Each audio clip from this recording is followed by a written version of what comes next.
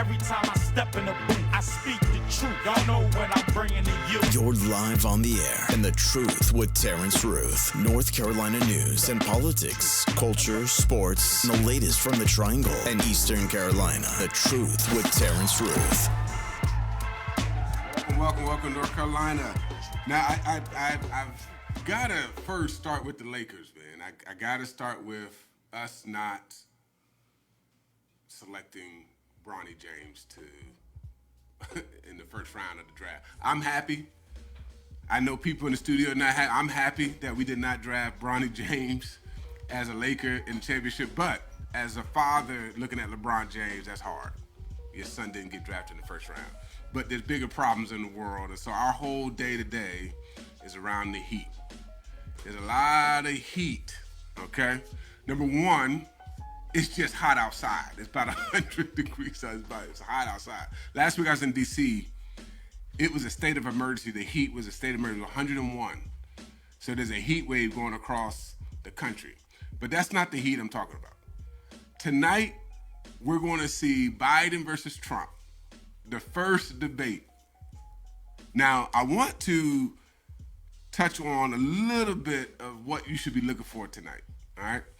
And after that, we got some special guests in the studio with us today, but I want to make sure we touch on the debate, okay?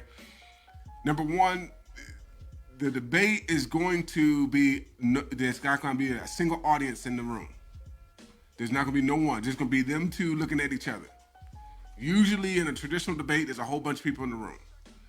Number two, Trump normally is really aggressive in the debate. So what they said is they're going to mute the mics when Trump is not talking. So they got to mute his mic so that Biden can talk. The next thing you're going to see is that they believe that after this debate, it's going to really influence voters, either one way or the other. Now, I would love to get your thoughts today. Please chime in. I would love to get your thoughts on, will a debate cause you to switch candidates? Now, the famous story is that Kennedy won because he was a good debater. That's the famous story, that Kennedy was a good debater. He ended up winning that debate. Nixon looked like he was sweating and nervous, so he won the debate. So I want to get your thoughts. Please call in 919-872-9210, 919-872-9210, or 252-937-7400. I want to get your thoughts on the debate tonight. It's the number one. It should be the number one watched TV or video or streaming live footage everyone's watching tonight, hands down, without question. Now, here's some of the things you should look for. Number one, please listen to policy. What are they saying that they're going to do? All right, that's number one. If they say that they're going to do or lean into a particular policy, believe it. Number two, clarity and consistency, okay? In a debate, really is live. You're literally going back and forth based on policy, based on your ideas, based on the opponent's ideas and direction. Who's speaking clearest? Who's the best communicator? Who's the one that's allowing us to learn and grow? The third thing, please fact check. We're in a season where people just be lying. I don't know what else to say. They just be lying. So please fact check. Make sure that what the candidate is saying is actually true. Okay. Fourth thing, composure and language, body language. Everybody's going to be looking at Joe, President Joe Biden. Everybody's looking at Joe. Okay. Because what they've been putting in the news is that Joe Biden's mind is slipping. So people are going to be watching his posture, see if he's all there 100% of the time. But just know, Trump and Biden are about the same age. So I think it's like 3 years apart. So we're not talking about 30 and 70. We're literally 3 years apart, all right? And the very last thing, when there's heat, when there's a challenge, how does the candidates respond? So those are some of the things I want you to watch tonight. It should be a really good debate. Everybody's looking out for it. I forgot who is the facilitator of the debate, but please tune in. This is like our country depends on this debate. Please tune in. This is one. I think they're going to do a few of them, but this is the first one. Okay? All right, so tune in. Now, mind you, I just want to let you know, Trump has not done a debate all year. This will be his first one. So please tune in. I would love to get your thoughts next time we come on Thursday. But we have in the room just a group of community members that are responding to really what we're seeing.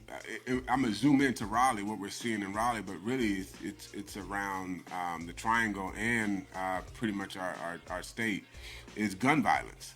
Actually, the Surgeon General said that gun violence is now an epidemic in the United States. The Surgeon General has now announced that. You say, why would he say that? Why would he make it a epidemic? Gun violence is the leading cause of death among children and adolescents. Y'all heard me correctly. Gun violence is the leading cause of death for children and adolescents. More than half of adults surveyed reported that they or their family members have experienced gun violence. This is America, y'all, not just the Triangle. This includes a family member killed, witnessed shooting, or fired a gun. Nearly 6 of 10 adults say they worry about their loved ones being victims of gun violence. Listen, y'all, this is America. We're going to zoom into Raleigh, but this is America. The Surgeon General said this is an epidemic. What you don't hear as often is what the community is doing itself. And that's why I wanted to have our guest here today on the radio show. I was invited to a kickball tournament. In that kickball tournament, they said, man, listen, you got to come out. This is a community response to the violence they were seeing. It's really family members, community members, loved ones. They're out there, and they are trying to build community and unity through kickball. So when we come back from this break, I want to introduce to you just some amazing human beings that are responding from community to community around gun violence and violence, period. And it's going to be a chance for you to hear their story. It's going to get a chance for you to hear the community, raw community members talking on what they're doing to end and prevent and to heal from gun violence. So check you back on the other side of this break. Truth with Terrance Ruth. Terrance Ruth, North Carolina news and politics, culture, sports, and the latest from the Triangle and Eastern Carolina. The Truth with Terrance Ruth. All right, welcome back. Again, if I want to hear your voice, call in 919-872-9210, 919-872-9210. Now, we were talking about the heat. We're talking about different heat now. Raleigh seen in 24 hours, this past weekend, they seen 3 shootings. And this is on the heels of the Surgeon General saying that gun violence is an epidemic in America and that this is the largest cause of teen deaths. Again, 3 shootings, 24 hours. Now, what you hear in the news is the top ratings, best place to live, the fastest growing. What you don't hear is this story. And so we got some guests in the room with us, and they're living through some just tremendous stories that you're going to hear soon. But I want to share some stats before we get to the stories. By the numbers, law enforcement agencies from Raleigh and Durham provided this to ABC 11. And this is from January to yesterday. Durham County Sheriff said they had 1 fatal shooting, 3 non-fatal shootings. That's the county. The city, Durham Police Department, said they had 19 fatal shootings, 100 non-fatal. Wake County said they had 0 fatal, 5 non-fatal. This is Raleigh. The police department said they had 12 fatal, 35 non-fatal. This is just till today. From January to today, this is the amount of fatal shootings we've had. And so with that, I have some guests in the room that really introduced me to community-driven effort. Most people are like, oh, we want to be driven by the community. We want to listen to the community. Well, they are actually doing the work, and I just appreciate y'all being here on the show today. So we're just going to go through with the 5 that's here. Just give your name, and then we'll get into why did y'all start this kickball league, and what does it have to do with gun violence? So we'll just start right here to my immediate right and just work on that. Oh, how y'all doing? My name is Terry. Tammy Crowder. My name is Eddie. Tina Fowler. Shanae. And welcome. And so y'all invited me to a kickball tournament about 2 Sundays ago. Y'all having a league tournament or a league series of games each Sunday. And I was floored. One, because y'all had over 200 people at this kickball league. And I'd never heard of it. I've never seen it before. There was no news out there. But this is a positive event that's been going on for years, driven by the community. People are coming together through such a traumatic and trauma events, coming together as family, as community, as unity. And I just had to get this in front of people, that the community is doing their own efforts to lead and engage in gun violence and gun prevention. So what started this league? What's the story behind this kickball league? And what's the name of the kickball league? Kickball league name is called Women Wellness Kickball League, and we came up with this for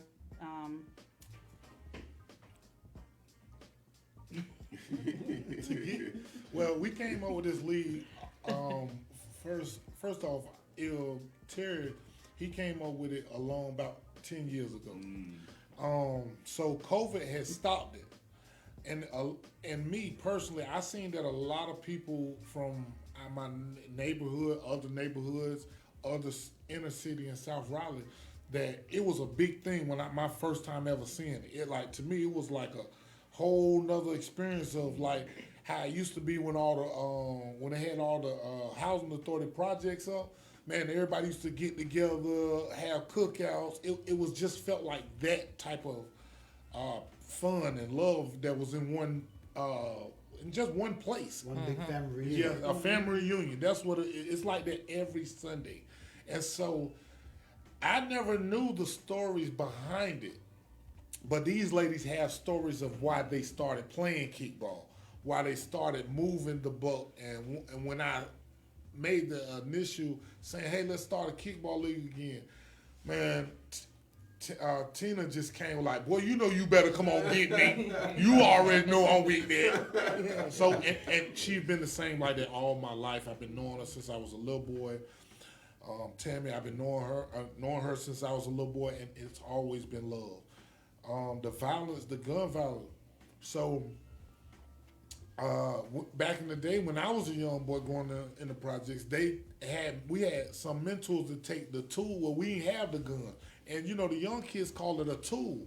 But if you put another tool like a ratchet or a hammer or anything else besides a gun, they might choose the other tool besides the gun.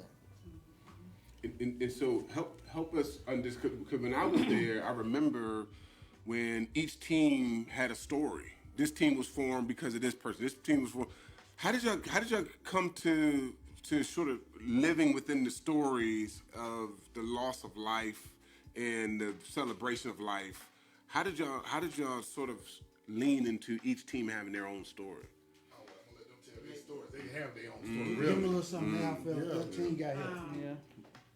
Our team is called Forever 13. We lost somebody very special to our family, my kid Daniels. Her life was ended senseless to gun violence. She was only 13 years old. So that's where our team come from. It's called Forever 13 because she will forever live in our hearts, live through us. She's not here physically, but she's here with us still to this day.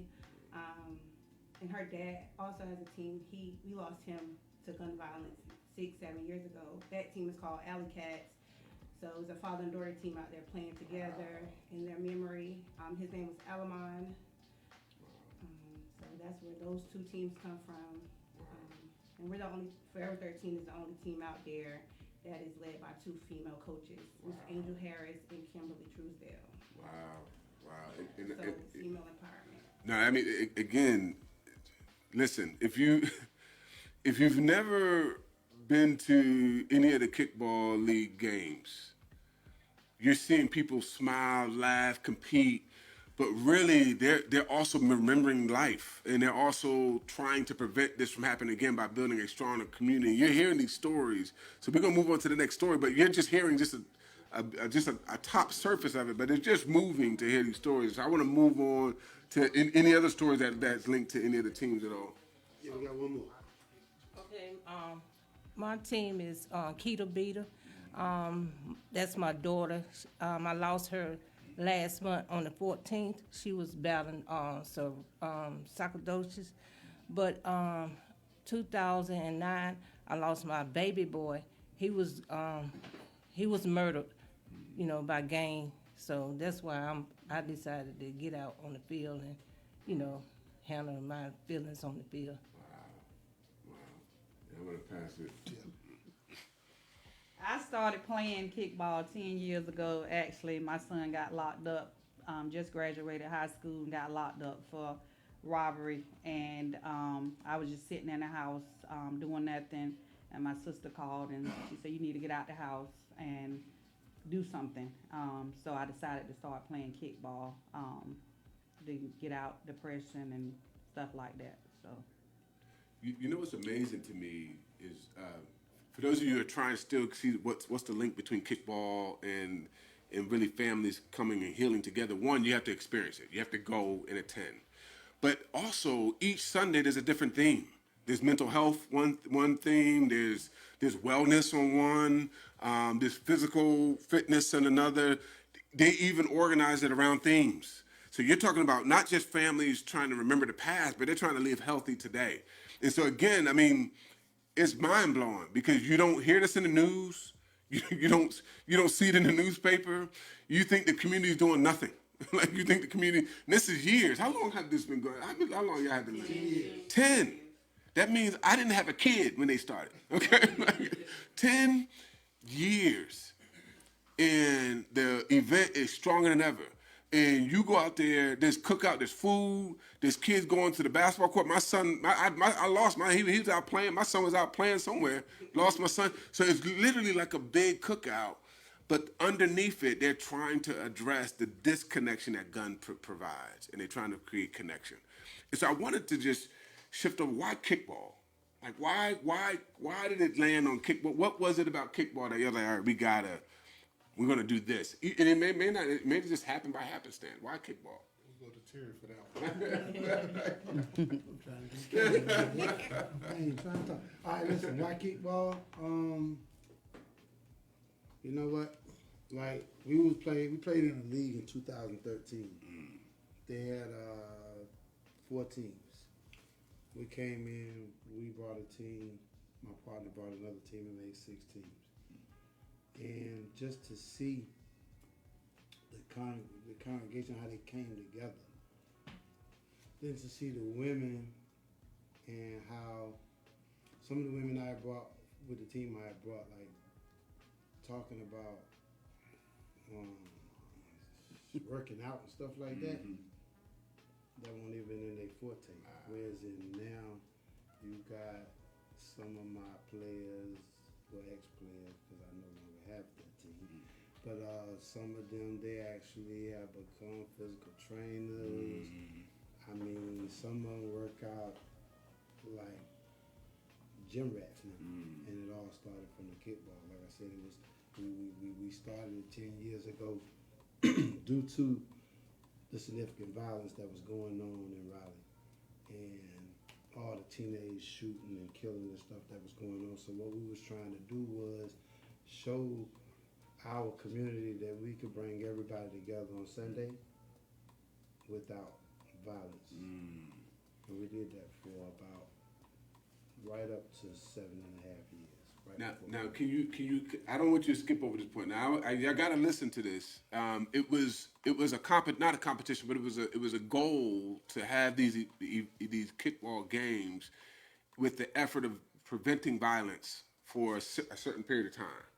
Like you wanted. I forgot how long. I think it was like you said it was. I was trying not to go a week without or something like that. You got to think like this. We played back then 5 games, so you're talking about getting to a park at 98-degree weather.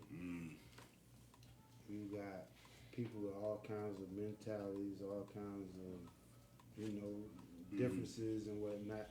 And like I say, like they said from the get-go, we bring them all together for one big family reunion over some kickball with no violence. Everybody come in peace, everybody go home in peace. And the funny thing is, you know what? Future Mayor, we are actually, let me put that in there. Actually, we did this with no supervision. We didn't have the supervision of the police department and none of that. You know what I'm saying? We kind of governed ourselves. So. Now, for those of you who always see community as a deficit, you're seeing a community in full strength. And they're not doing this for billboards. You're talking about 10 years without anybody ever covering it in the news. Yeah. What's also fascinating is that the community came together and just put their resources together to make it come to life. So this is funded by the community, produced by the community, organized by the community to reduce gun violence. And so when we get back on this other side, I want to go on a break. When we get back from the other side, you mentioned being home and like somebody calling you. On this show, we always talk about what does it mean to be in wellness, both mental wellness, etc. I would love to just zoom into what caused you to leave and actually go and play. So when we get back from this break, we're going to dive a little deeper into the story. But again, we're talking about community in full strength, okay? Full strength. We're still in June. June is the month of Juneteenth, which means that there's freedom. Freedom is connected to unity. And so you're seeing a community in full unity. All right, see you on the other side of this break. Truth for Terrance Ruth. The truth. Every time I step in the booth, I speak the truth. Y'all know. Welcome back. Again, we have just special guests here in the studio with us today. Really, it's a communal response to gun violence that doesn't have any city, county, sheriff, local police support at all. This is all community driven. And so when we left on the other side of this that break, we were talking about what does it mean, why kickball, why did it start, and in the story, you mentioned very briefly around being home after the loss and people calling you and trying to get you out. What was the point in which you was like, okay, I'm at this state and I need to leave and be a part of the larger community, or at least be a part of this effort to engage the community? I would just go to work and come home like I didn't have any friends. My son was locked up. His first charge got 6 years, so I would just seem like I was doing the time with him and gaining weight and just depressed. And what caused you to actually leave the house at that point? Like what was it that you was like, all right, I'm gonna leave now and go and be a part of this community? Like, what was it that got you to leave and actually break through? My sister was constantly calling, just saying, girl, you better get out the house. He gonna be all right. You better get out the house and just be around people, you know, instead of sitting in the house and stuff. So I just decided to go out and join the kickball team. And what about with your story? What was it that caused you to be a part of the larger community rather than, you know, just being isolated? Well, I just didn't want to do the same thing I did with my son's death. So when after my daughter's service, my cousin Tina, she said, well, won't you join the kickball team? And then I said, yeah, I will. She said, no, you're not. And I said, and then we betted, you know what I'm saying? Yeah. We betted $100. I still ain't got it. But once I got out on that field, you know, I liked it. I'm not even worried about the $100.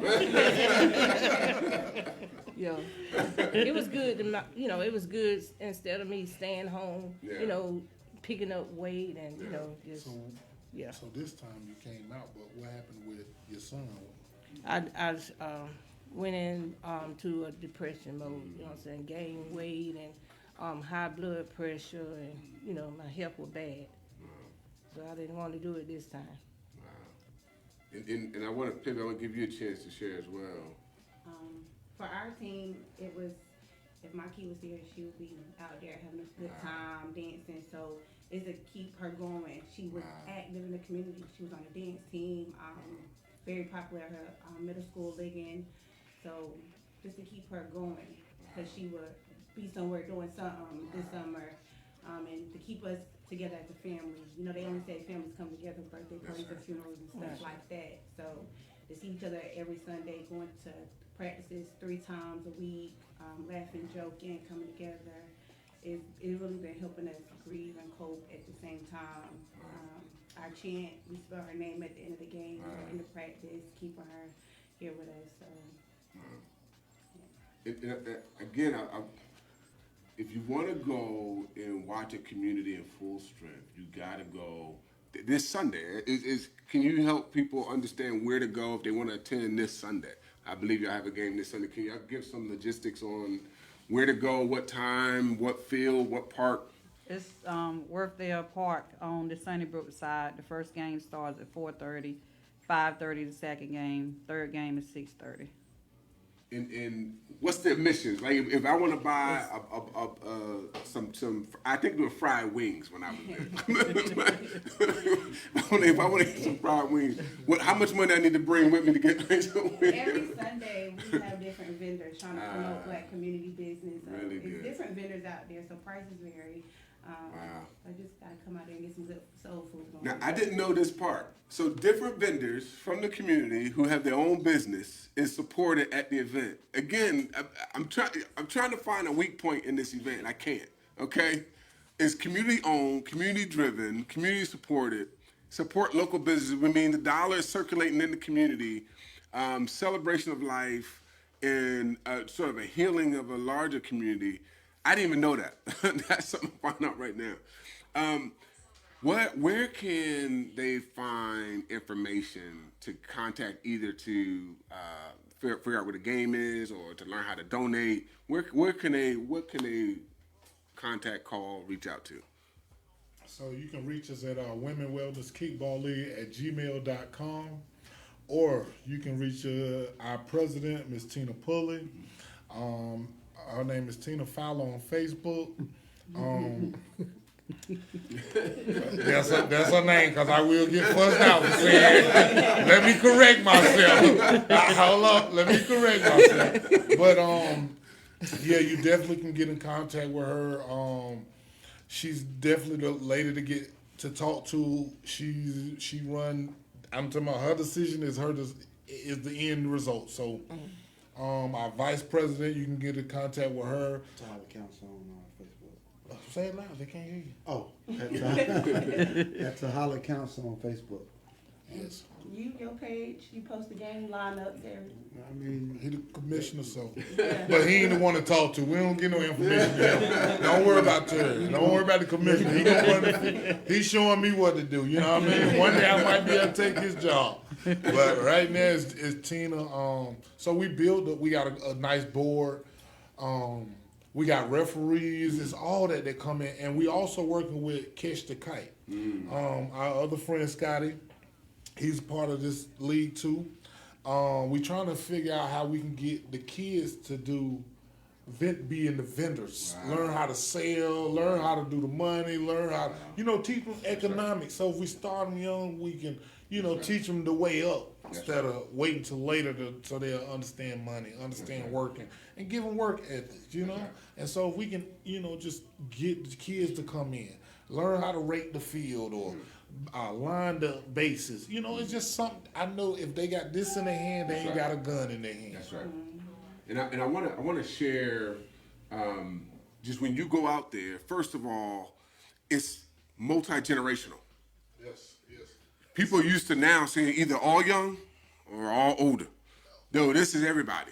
Okay, everybody from infants to those who've been around, seasoned members of society. But literally, it's a range of ages. Also, when you see people prepping and getting things together, when he said painting the lines, this is all community. This is not the park. This is not the city of Raleigh. This is not the county. You have members going out there working together. So again, I haven't seen community events like this. I've seen people sponsor and take over the brand of the event. No, this is all community. From the DJ to everything. So you get there, everybody's prepping, they're stretching. After that, you have live music, you have a DJ. Also, you're already smelling the fried chicken. At least when I went, it was fried wings when I went. So I was smelling the fried wings. But then you just had people just connecting, hugging, connecting around just family and community.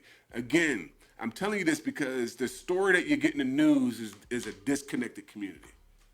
But when you go to this event, it's the counter narrative. It's the very opposite of that. So I want the community to really can you share what you need? So when I say this is community driven, this is coming out of their pockets, and it don't need to be coming out of their pocket. because the work that they're doing is the work that the city should be doing. The work that they're doing is the work that the county should be doing. The work that they're doing should be the police department. The work that they're doing should be the sheriff's department. The work that they're doing should be the school board in the school district. But they're doing it as a raw community for themselves. So I want to just give y'all the floor just to say, hey, what do you need? I know y'all in the middle of a season, but like, what do you need? What are some of the glaring needs for this league? Sponsors. We need sponsors. Lots of resources. Sponsors. Lots of resources. You got to think about it. You got 6 teams. You got about 120 women out there. And like we just said, you got 98 degrees or better. You know, summer's just starting. So waters, Gatorades, Powerades, water. And more water. Food. You know what I'm saying? Like, I mean, the food that you see the league itself sells is to pay for the referees and the professionalism of the refs, because my co-partner and myself been kicked out. You know, we were the official refs on scrimmage day, and we didn't make the cut. Y'all were cheating. So We like to got beat up. So professional umpires do cost a little pretty penny. Field calls. Field costs a pretty penny. The jerseys cost. DJ costs a pretty penny. Yes, sir. Forever 13, them pretty jerseys they got on cost a pretty penny. So, you know, as he said, this is all coming straight out our own pockets. We came together, we collaborated, and we made it happen. We try to make it happen every Sunday. So any donations, any support, any help would be gladly and greatly appreciated. Yes. And they have sponsorship levels starting at 10,000, 5,000, 1,000. So you have your platinum, your bronze, your platinum, your silver, your bronze. So we're looking at 10,000 level sponsors for the game. Again, this is all good cause, and they're also inviting people to come out and share materials around wellness. If you have any material you want around wellness, but your penny, if you want it to go a long way, is going into a community where that dollar will circulate in that community. You have to worry about it leaving out anywhere else. But sponsorships is number one. Anything else that y'all need from the listeners? Support. Come Come out. Just come on out. More Just guidance with the youth. Yeah. You know, Yes. become a village again. Yes. Yeah. That's so we good. definitely need That's the so good. support, because like the support, it makes the ladies feel good. You see what I'm saying? To see them out there, people cheering them That's on. right. You know, and come That's get right. a favorite team. That's right. You know what I mean? It's just good, wholesome fun. I promise you. And it's all culture. It ain't just for black women. It ain't Yes. just for, you know, it's all cultures. Like if you come out there and see, I promise you, it's bigger than just one person out there. And it's competitive. When I was out there, it was competitive. Oh, it's women now. I You know? don't want y'all to think it was game time. I think the game I went to was a scrimmage. Right. It was game time. I even heard one guy scouting. So he was scouting. So again, if you want good competition for your afternoon on a Sunday, this is where you want to go.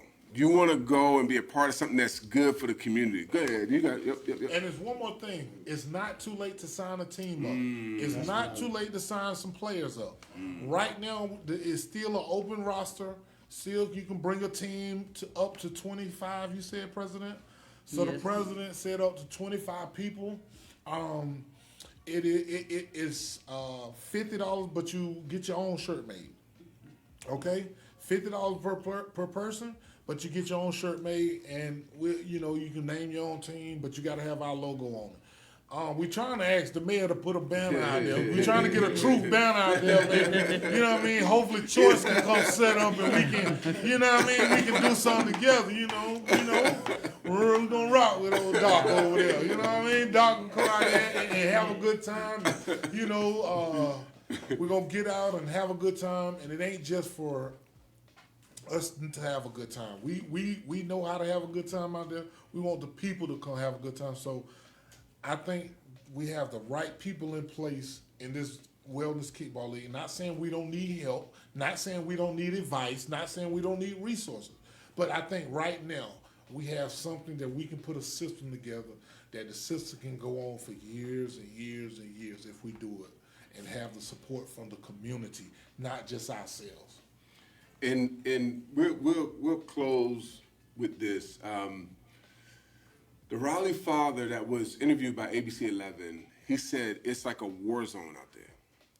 So when they go home, they are dealing with young kids, teenagers, etc., who can only trust the people in their community. They're not calling 911. They're trusting the people in their community. So when they create this connection, this kickball tournament, they're building unity that people can prevent. They can get ahead of the act of shooting. So you have this father saying it's a war zone. If you want to be a part of this war to end and prevent gun violence, come out to this kickball league. Come out to the kickball league, come out to the game, support the women, support the mothers, support the stories. If you want to end what's happening in our communities, rather than just complaining, rather than just reading the news, negative news, you have a chance to be a part of something that's proactive, that's positive, that have young kids, that have mothers, that have grandmothers. You have a chance to be a part of something that's healthy. And you have a chance to be a part of something that's been around for a very long time, that's way beyond what the stories are telling here. So with that being said, please go and be a part of the every Sunday. Again, where can they go this Sunday to be a part of? 4:30 at what park? Workdale Park, 4:30. 4:30. No, We will see you there. Meet me there. Beat us there. Hold on. We got a president. Nobody beats her there. First call there. Meet me there. Beat me there. So with our last statements for today, number one, tune into the debate, please. It's a big heated debate. After that, Biden is flying to Raleigh. He will be in Raleigh tomorrow. So the president will be here. So if the highway shut down, just know you need to take a different route. Yes, yeah. So again, please support these women who are doing it for good cause, and they're doing it in the midst of a deep loss. And then also make sure you tune in tonight to the presidential debate, and don't forget about your local races. With that, you have been on the episode of Politician Terrance Ruth. I want to thank our guests. I want to thank DJ Doc, who's hidden behind the scenes, and then Choice FM for putting such a wonderful production together. I will see you next week, Thursday, 5 o'clock. Step in the booth, I speak the truth. Y'all know what I'm bringing to you. You're live on the air, and the truth with Terrance Ruth. North Carolina news and politics, culture, sports, and the latest from the Triangle and Eastern Carolina. The truth with Terrance Ruth.